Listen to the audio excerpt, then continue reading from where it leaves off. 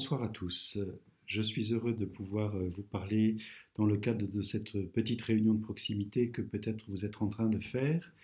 Et je voudrais vous témoigner de ma joie de savoir que vous avez le courage ou la simplicité, le bonheur de pouvoir vous réunir à deux, trois pour ensemble approfondir un texte biblique, écouter la parole de Dieu, prier ensemble. Je voudrais aborder avec vous aujourd'hui un texte de Saint Matthieu que vous avez sans doute lu et pour lequel vous avez déjà partagé peut-être un petit peu.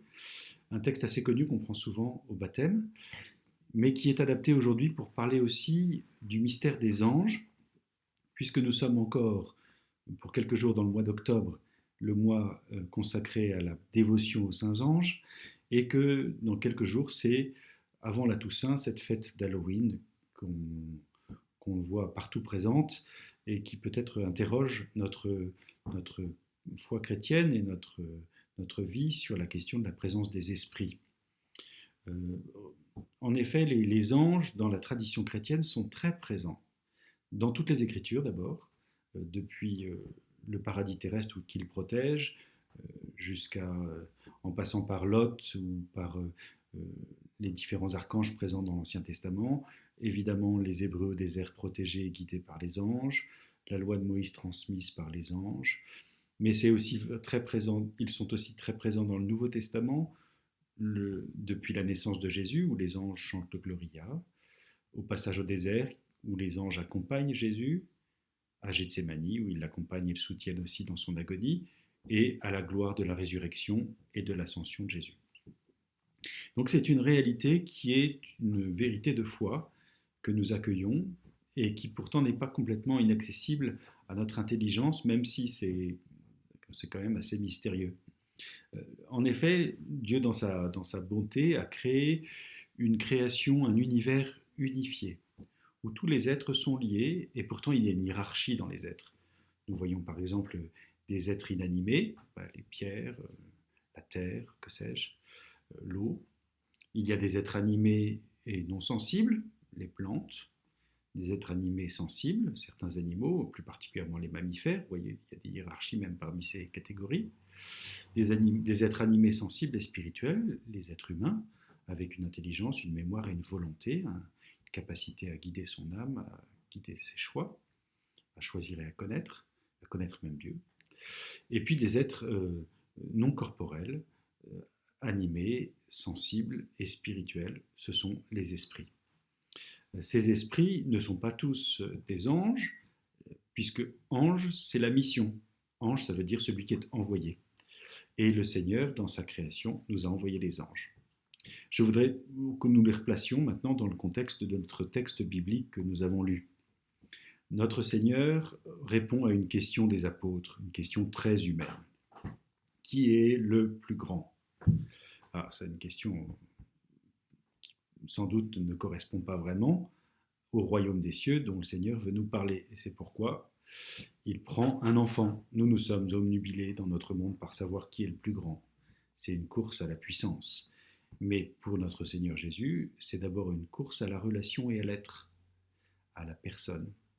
Ainsi donc, il prend un enfant et le montre aux apôtres et leur dit, ce qui est premier dans le royaume des cieux, c'est la relation d'un enfant avec son père, de la créature à son créateur, sous le mode d'un lien d'affection et d'amour qui est la paternité et la filiation. Je suis un enfant de Dieu. Et cette paternité, cette filiation en Dieu, elle est parfaite. La filiation humaine, nous le savons trop bien, est très imparfaite, mais en Dieu, elle est parfaite. Et donc c'est ça qui fait d'abord le royaume des cieux. C'est le lien, la relation d'amour entre une créature et son créateur qui de fait devient un fils et une fille. C'est ça qui est premier dans le royaume. C'est pas la puissance, ni la force, ni la valeur des connaissances ou des réalisations. Bien sûr, nous sommes faits pour l'amour, mais ce qui va être, nous serons jugés sur l'amour, mais ce qui va être premier, c'est d'abord d'accueillir cet amour, cette charité, comme un don de Dieu. De ne pas nous faire nos propres dieux, d'être un fils et une fille, d'accueillir notre nature, ce que l'on est, avec ses limites et ses pauvretés, parce que nous ne sommes pas d'abord puissants, nous ne sommes pas d'abord forts, nous sommes d'abord faits pour recevoir les dons qui viennent de Dieu et lui rendre cette grâce qu'il nous a faite.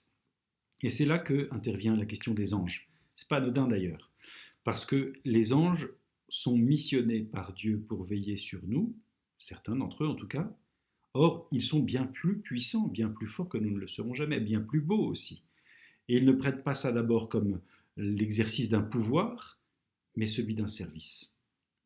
Ainsi donc, ce qui est premier dans le royaume des cieux, c'est les relations d'amour et de charité et de service.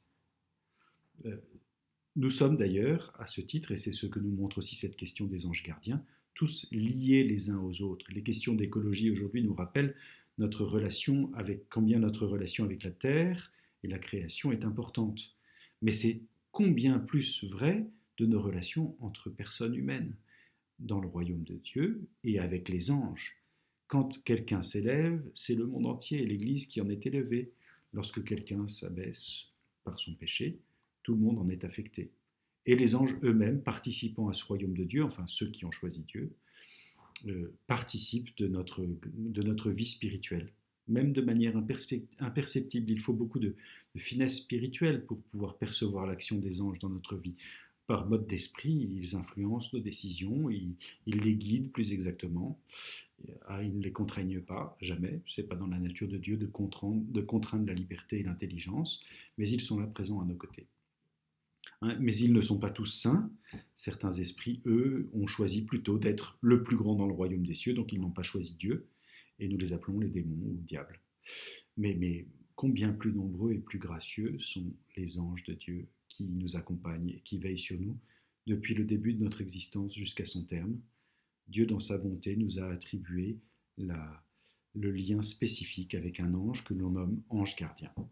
D'autres auront d'autres missions plus grandes, on les appelle les archanges, Michel, Gabriel, Raphaël, en fonction de la mission. Pensez donc que l'archange Gabriel est allé porter la plus belle des annonces, celle faite à Marie, qu'elle serait la mère du Sauveur.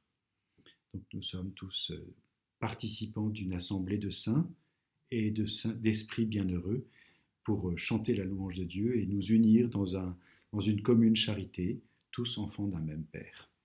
Je vous souhaite à tous une très bonne soirée. À très bientôt.